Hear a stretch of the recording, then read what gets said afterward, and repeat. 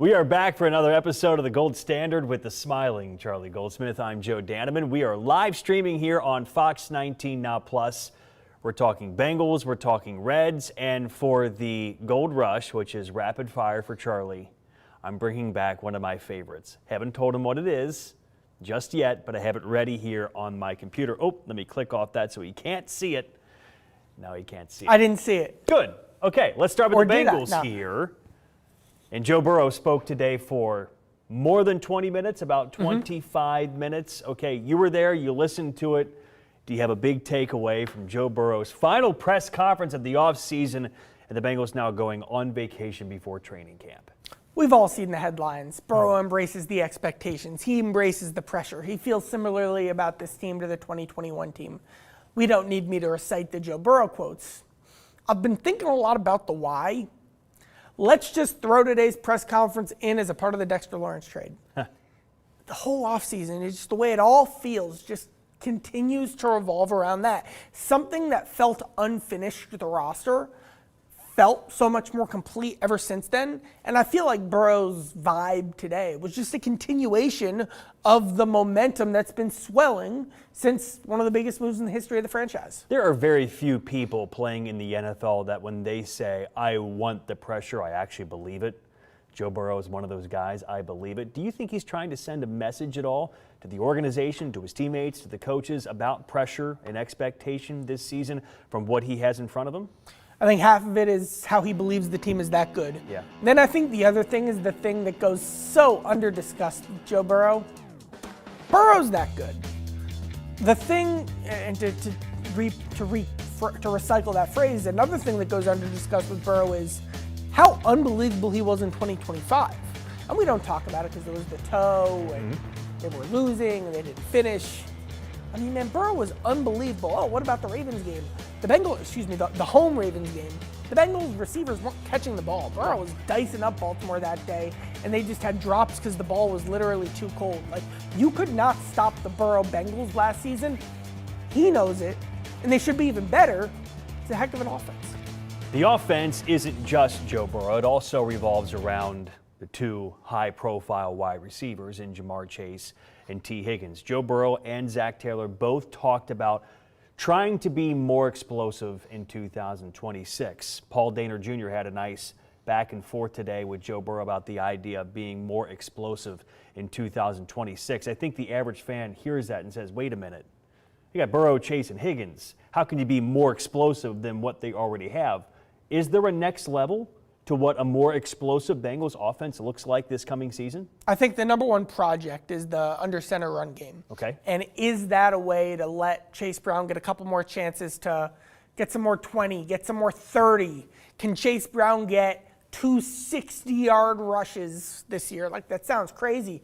But if you can get 1 or 2 over the course of the season, 1, that swings the game massively. 2, that in a lot of ways can change how defenses play you.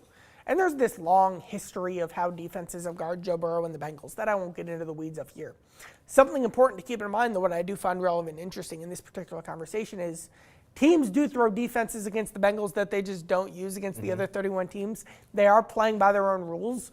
And so it's, how do you get the Bengals more explosive is different than how do you get the Lions or the Eagles or the Chiefs more explosive, because they don't face those defenses. The Bengals do, so they're kind of running their own race, and it's been this fascinating chess match. You and Paul, I believe, discussed the idea of under center and shotgun as a debate. There's a little smile on your face when I ask about that. What's your stance on shotgun under center? Because we have video here of T. Higgins and Jamar Chase, and I thought it was interesting that you said more explosive, you went to Chase Brown, because most people think just throwing over the top of the defense is being more explosive. They already do that, exactly. But under center, shotgun, where do you land on what's best for Joe Burrow in this offense? I think we literally just saw a clip of Burrow taking a snap under center in OTAs, and during the spring there was a lot of that. And you hear comments that, some of what I was alluding to just now, like offensive coordinator Dan Pitcher has been saying very similar things. And there's an argument to make that this year the Bengals are going to shift, and this year they're really going to plant the flag in their under center offense. My take is that it's always been there. My take is that they've been able to pull from it all along, and you can pull up 5 games over the last 2 years where those were under center games, just like, sometimes it's a T game, sometimes it's a Jamar game, sometimes it's a tight ends game, sometimes it's an under center game. There have been those games, and it's there. And they don't need to hammer the button anymore as long as it's there, which I think it is. I know when we watch practice, we all watch practice in a different way. Either you're looking at a player or you're watching a play. Is there anything you noticed from Joe Burrow this spring, this offseason, that was different, that he was working on, that he got better at? Did anything catch your eye in the offseason leading up to training camp that Joe Burrow was doing differently? He's moving well, and it's tricky for me, but I know Burrow talks a lot about it, to gauge where he's at, from coming off the toe injury, in whatever plate he's wearing or what. Is he 1,000%? Is his sprint speed at 30.0 or whatever it would be on that scale? Or is it at 20.0 or 29? I don't know. But just the fact that Burrow's moving well and he can be a very mobile quarterback, that's really important to me. What was something, and again, along the same lines from your observations of what you saw for the Bengals in the offseason and this completely revamped defense, was there anything you saw as a tangible improvement for the defense this spring? And again, these are things we're going to get more eyeballs on once they get to training camp and we see these guys with pads on and really competing during training camp. Was there any tangible, noticeable difference as far as improvement you saw from the defense this spring? The defensive backfield has an athletic profile that's very much new and improved. You add in Sicario Davis just as one small piece of that, but it is a much longer cornerback group. And I think that really translates. You look at just even something as simple as the rotations in terms of who's lined up where at defensive tackle, at cornerback. There are now at safety pretty intense competitions with much more accomplished players at those positions than they've had recently. And then just the versatility that you see move around too. They're very much figuring out new things they can do, and that's an exciting place for this defense to be. Is there an under-the-radar Bengals player who will help this team this season? You got 5 weeks now to think about the guys you're going to be watching during training camp, and we're all going to be watching Burrow and Chase and Higgins and Chase Brown and Dexter Lawrence. But is there going to be somebody who popped a little bit in the spring, or maybe you're looking for him to pop during training camp? Under-the-radar guy that you're watching that you think might turn some heads come training camp. I'll give you a couple positive and then a couple more on let's see how this goes camp. Okay. On a positive front, I do think there's very much a fluid who is this team's 4th receiver / 3rd tight end going to be when you have guys like Colby Young now entering the mix along with Mitch Tinsley, along with Charlie Jones, who made a nice play in the one day of minicamp. I think Dante Myers is going to make a lot of plays this summer. You haven't heard the name yet? Hear the name. Maybe one of the best stories on this team, too. I believe Okay. Delta State to the CFL to Bengals training camp now. Will Tanner Hudson keep being Tanner Hudson? Does Jack Endry's challenge? The big one, the one I should have led with is, does Eric All just come in, soak up all these snaps, and change this offense and basically be a starter who runs out of the tunnel for this team? He's going to be kind of the most fun guy to watch because nobody who's not named Chase, Higgins, Brown, Burrow can change this offense like he can. On a more critical side, I think it's a huge camp for 3 guys, for Cody Ford, for Oren Burks, for Josh Newton. I'll probably be watching those 3 closer than anyone else because they are one injury away from being in a massive spot that could be a liability if they don't each take a next step. Josh Newton made a play. He did? On the one day of minicamp here in Cincinnati. Okay, we'll come back to the Bengals for the Gold Rush. Let's transition now to the Reds. Let me get one topic on the week that was, and the Reds took 2 of 3 from New York. But Nick Lodolo continues to struggle. His ERA is now over 6, 13 base runners in less than 5 innings pitched in the series finale against the Mets. What's going on with Nick Lodolo? Why does he not look like himself? I want to start with this, and I'll answer your question in a second, but the Reds' defense hasn't been as sharp. And there was a drop play at third base. There were plays in the outfield that, throws to the plate that were converted. There was a crispness around Lodolo that wasn't good enough, and that has been a trend in June. And I think the biggest reason for that is without Ellie, guys have been playing kind of relatively new positions, and so that's hurt the pitchers. With Lodolo, I mean, 11 hits is the number. He's not getting the swing and miss, and he's not being able to lean on that curveball like he always can. It's his bread and butter. It's his signature pitch, and he has been in grind mode all season without that. Is that because of his blister? I think it's coming off the blister. I mean, I think it's just not there right now, and he needs it there. Okay. Eugenio Suarez. Last time we talked on this show, we made noises like bippity boop and abracadabra and said if there's one player we can wave. Bop. Bippity bop. Sounds cooler. It does sound cooler. I stand corrected. If there's one player you could wave the magic wand over. I said Eugenio Suarez that, man, when he hits those home runs, look at the reaction from everybody on the field and the dugout. They feel like more than home runs. They feel like game changers. He had the huge night against the Mets earlier in the week with the 2 home runs, the grand slam, and I was like, wait a minute. Did we just speak this into existence? Do you think Eugenio is starting to turn a corner? Looked like that on Monday, but like with Gino, he is one of the, just look at it from a positive perspective, streakiest players in the league, like in terms of, again, not the negative part, but we're seeing the negative part over the course of the season. When he gets hot, no one quite gets as hot as Gino. It's like not to read too much into 2 games. But like when Gino has a 2-homer game, usually it turns into a double and a single the next night and a homer the day after that. And the fact that he didn't get there, the Reds need him. And I think Monday was a very good sign. But he's got to continue to stack those days together. ESPN put together a list of the top 100 most tradable candidates in Major League Baseball. I don't know if you saw the list. We're going to pop the list on the screen here because there are 5 Reds in the top 70. Okay, Nathaniel Lowe is number 45 if you're listening on the podcast. 49 is Eugenio Suarez. 50 is Brady Singer. 58 Brock Burke, and Caleb Ferguson is number 65 in ESPN's list of top 100 players who could be traded before the trade deadline. 5 players in the top 70 for the Reds. Who on that list, Charlie, do you think is the best person, if the Reds do go this route, starting to trade off assets, whether that's to improve their team for this year or improve their team for the future? Who on this list do you think is, or maybe it's not someone on this list, who do you think is the Reds' most tradable piece if they're looking to move players? I've been thinking about this. I haven't said any of this yet. Again, the Reds very much could still be buyers at the trade deadline. Very much so. But let's go to, I think this rabbit hole's worth considering for a team under 500. I see 2 paths for the trade deadline, and this isn't reporting, but this is just reading where the team's at, and I'll do more reporting on the situation. Really, when the front office starts making these decisions, they're actually still pretty much in MLB draft mode. I see 2 paths for the trade deadline. Again, this is just me. Either Suarez and or Singer gets hot, and they become valuable impact rental pieces that would fetch you something in return. You trade one of or both of them and recoup organizational value that I think they need if they're in a spot to sell.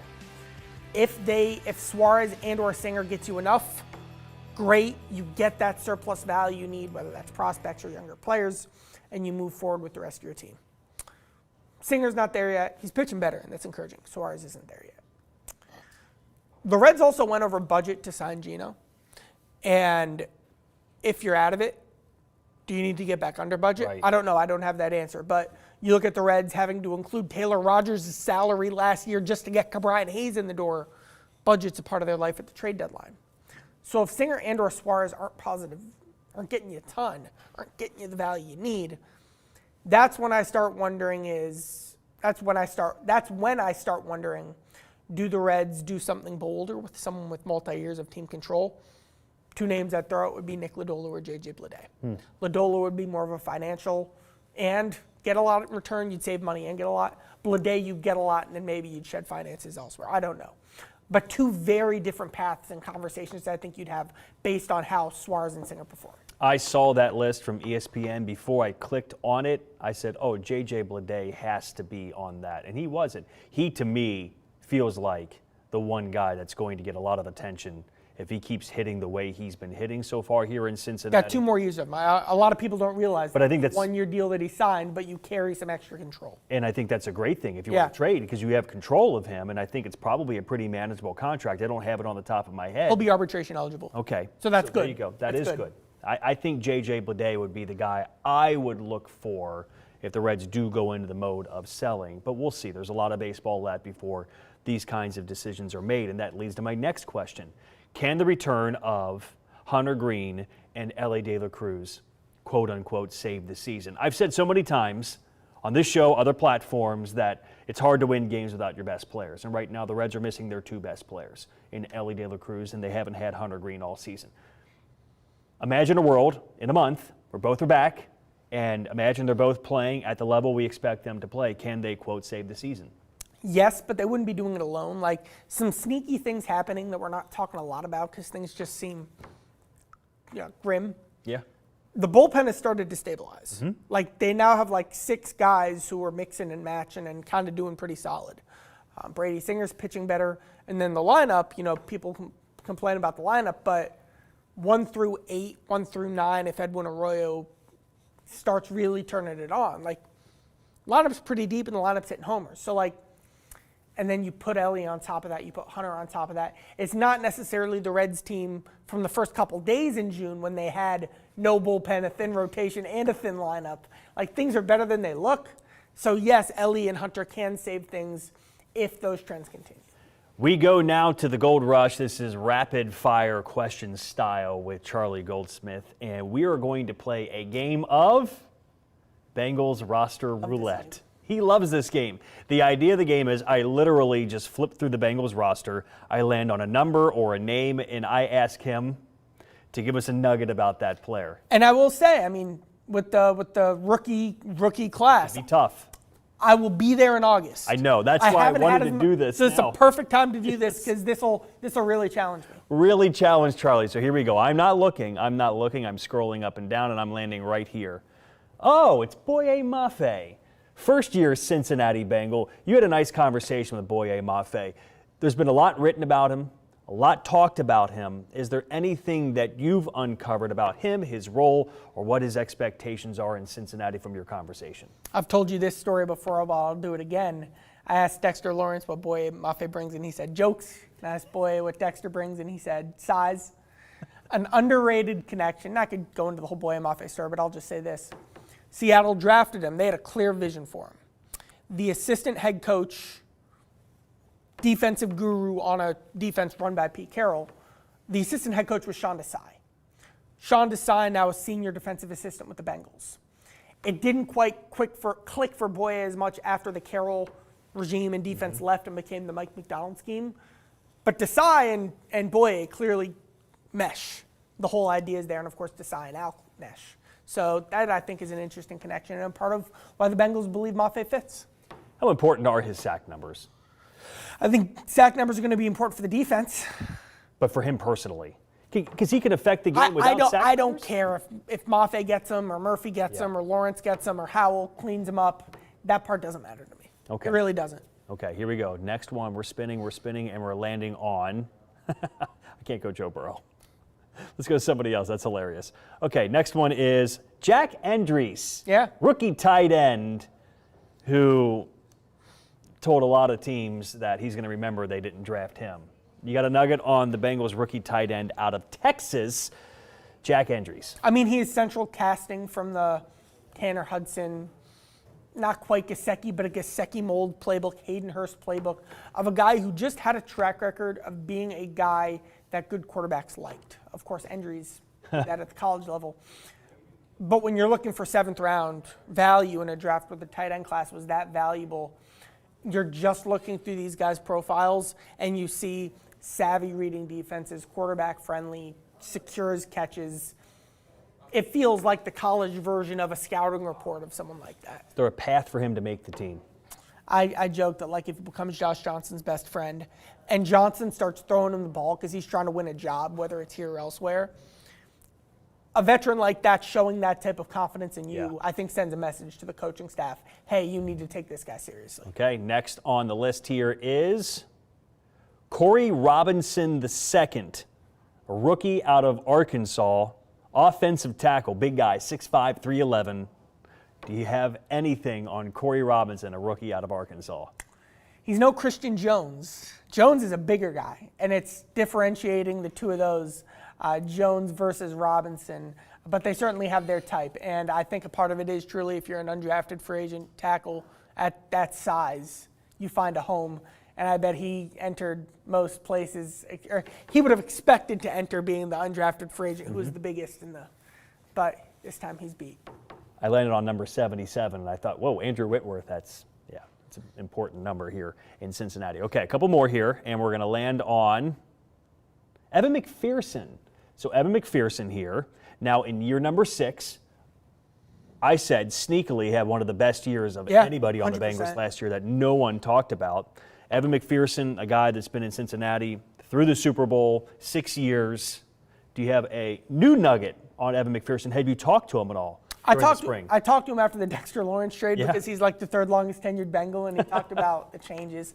I think a key part of minicamp was we saw what they call the Doomsday Squad, which was Grandy snapping, Hudson holding, Rico kicking.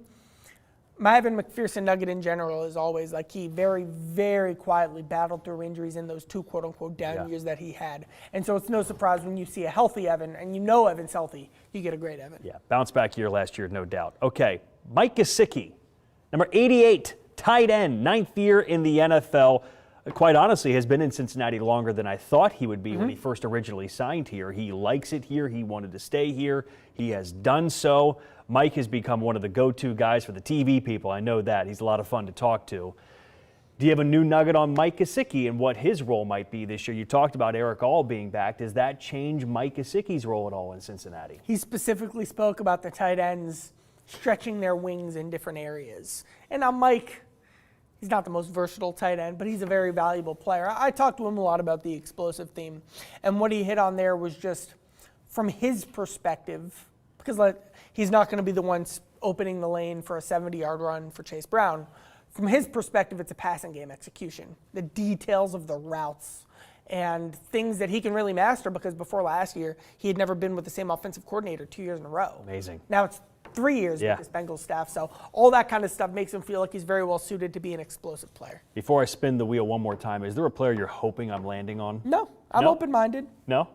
A guy that you're just a nugget you're dying to get out there? I mean, I've nuggets on all 90 I'm dying to get out there. All right, here we go. Final one. I'm closing and landing on Connor Lew, rookie draft I got a pick. good one. Okay, center out of Auburn. Correct me if I'm wrong. Had a knee issue. Yeah. And Bengals drafted him. They have Ted Karras, but you have to have a replacement for Ted Karras at some point. I'm just going to shut up and let you talk because you can't I'm beaming. A couple weeks ago in the Reds clubhouse, Tyler Stevenson asked me, what do you got on Connor Lew? I said, that's a very specific question. Tyler says he went to my high school. How about that? Yeah. So Tyler is now rooting for Connor. I know this. Kennesaw? Yeah. Kennesaw Mountain? Kennesaw Mountain, that's exactly right. How did I know? You know what I learned recently about Tyler? You know he was a superstar swimmer? Wow, how about that? I mean, he's got the body type for it. Maybe he's a little bulkier now than he probably would have been as a swimmer, but he's so long. Yeah, I mean, speaking of Kennesaw Mountain sports, we'll do 20 minutes now on them. Actually, we'll now finish up with the gold nugget. This is Charlie's portion of the show. This could have been your gold nugget right there. And Tyler Stevenson was a great swimmer. Maybe that's something I can talk to Tyler about, and he'll actually do a TV camera interview for once. We'll see. The gold nugget is your portion of the show to share with us a great interview you've done, a great nugget you've got. What do you have for us this week? I just want to make sure we give Tony Santiana his flowers. And how about that? And I mean, we were having the critical, honest, open conversations about what this looked like for him. And I just love the idea that one day just on a screen popped up a 3-second clip that he didn't even seek out. And it was just him. And he just, I should just do that. And he saw something very specific that he was doing. And the next day, literally, it clicked. And you could roll your eyes at that, but I think it showed up against the Mets when you saw the spin literally on his splitter, and then he threw his best velocity of the year. Tony looks really good. I think there's a cool story, too, just kind of how he figured it out. 6 consecutive outings for Tony without allowing an earned run is big. No runs, in fact, not even an inherited runner. So Tony Santiana, and that goes back to what you said. I agree with you. I said the same thing last night on the news. It feels like the Reds bullpen is starting to stabilize a little bit, and it just took maybe Tony Santiana figuring out his role, and then the other guys can fall into their role. By the way, before we say goodbye, Emilio Pagan, he's facing hitters tomorrow in New York. Okay, so getting close to getting him back. And then probably back. Rehab assignment, and then he'd come back. Ellie's Pierce Johnson's coming back so pretty soon. Now you're getting some pieces, okay? And I was on Tony and Austin's show, and they want to kick dirt on the Red season and pronounce it dead already. I said, guys, look at the standings. They're not that far out. It feels bad, right? The way the Reds have played in June. There's still a shot. A long season here in Cincinnati. Charlie's off to New York. I'm off to Hilton Head. How about that? So, Jeremy told me. Yeah. He's excited. Well, we got a big show planned. Geez, I'll never be welcomed back. You seem so excited about it. He was excited about it. Jeremy will be on the show next week, the gold standard with Charlie Goldsmith. See, Charlie never misses. I will miss 1 week a year. That's when I go to Hilton Head next week. For Charlie Goldsmith, I'm Joe Danneman. Thanks for watching. Jeremy and Charlie will see you next week on the gold standard on Fox 19 Now Plus.